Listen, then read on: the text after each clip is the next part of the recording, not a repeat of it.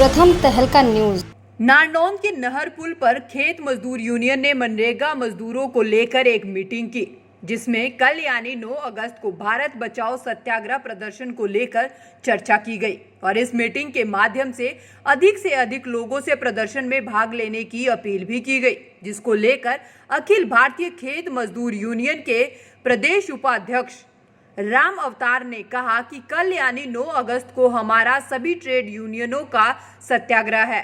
उन्होंने कहा कि हरियाणा सरकार और मोदी सरकार मजदूर, किसान और कर्मचारियों को अनदेखा कर रही है। इसके खिलाफ मनरेगा का जो मजदूर है वह सबसे गरीब आदमी है और ग्रामीण अर्थव्यवस्था को पटरी पे लाना है तो पूरे साल मजदूरों को काम दिया जाए और 600 रुपए दिहाड़ी प्रतिदिन के हिसाब से दी जाए। उन्होंने कहा कि हमारी मांग है कि हमें नवंबर तक जो सरकार ने घोषणा की थी राशन फ्री में देने की, वो फ्री में दिया जाए। उसके भी पैसे लिए जा रहे हैं और मजदूरों के खाते में हर महीने 7,500 रुपए दिए जाए। कल हमारा पूरे देश में सत्याग्रह है तमाम ट्रेड यूनियनों का, खेत मजदूर यूनियन संगठन का, मनरेगा के मजदूर और पूरे कर्मचारी।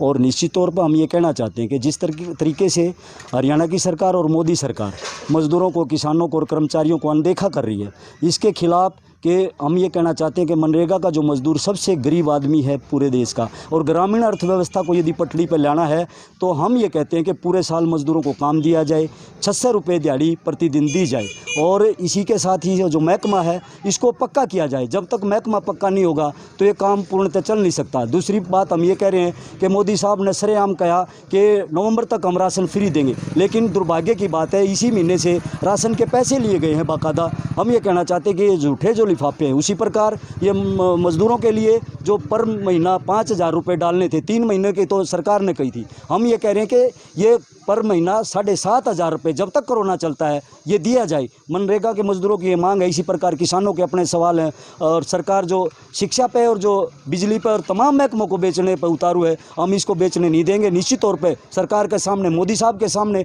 खट्टर साहब के सामने हम ये चुनौती पेश करेंगे और मतलब चुनौती पेश नहीं, यदि ये सत्याग्रह हमने लंबा भी करना पड़ा तो नाशबंद कर देंगे हम सरकार की, ये कहना चाहते हैं हम आज के माध्यम से।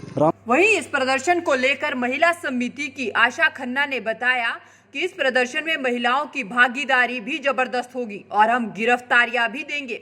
सरकार अपने वादों पर खरी नहीं उतरी है। मनरेगा मजदूरों की मांगे अभी भी अधूरी है। उन्होंने कहा कि उन सभी मांगों को पूरा किया जाए, सभी मजदूरों के खाते में हर महीना नगद राशि भी दी जाए ताकि गरीब आदमी अपना गुजर बसर कर सके। भागीदारी बहुत ही 50% जो कि महिलाएं नरेगा में काम करती है और घर भी चलाती है।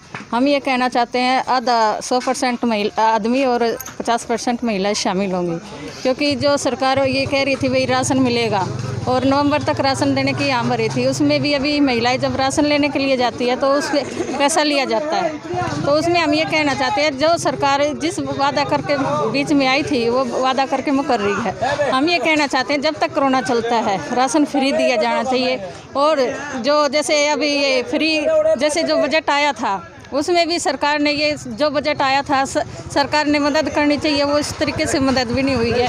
हम ये कहना चाहते हैं भाई हर मजदूर को 7,500 रुपये जब तक कोरोना चलता है दिया जाना चाहिए और इलाज का भी प्रबंध होना चाहिए, क्योंकि डॉक्टर है वो इतना दूर बिठा देते हैं, इलाज है नहीं वहाँ। डॉक्टर का भी प्रबंध होना चाहिए सिविल हॉस्पिटल में और वहाँ दवाइयों का भी प्रबंध होना चाहिए।